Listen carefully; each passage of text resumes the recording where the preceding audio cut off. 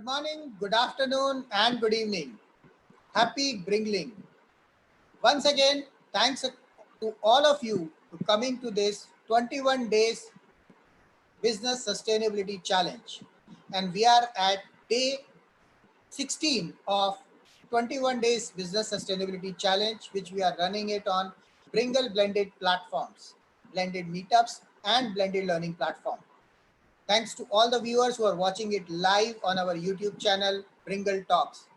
Do subscribe and hit the bell for the daily show.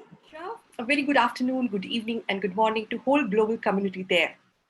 Peter Drucker, who invented modern business management, said once, if you can't measure it, you can't improve it.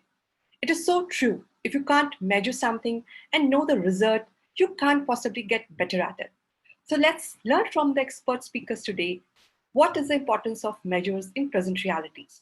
So, as you said, that creativity is something which is very difficult to measure, and it's absolutely right because creativity it's a very subjective thing.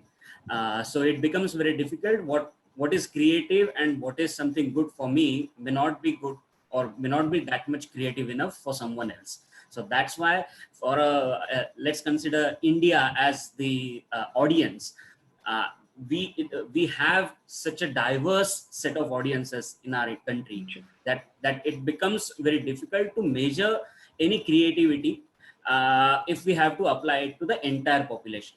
So obviously the creativity is linked to the purpose for which it is getting created, and based on that purpose you have to define the audience, and the creativity and its impact is measured through that way.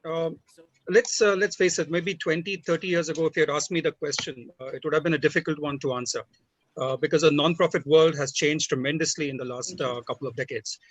In fact, the largest scrutiny on the non-profit world in the recent times has been actually very, very welcome, especially with the Companies Act coming out in 2013 in India, making CSR mandatory. So as people give more money to the sector, they're asking more questions, and rightly so.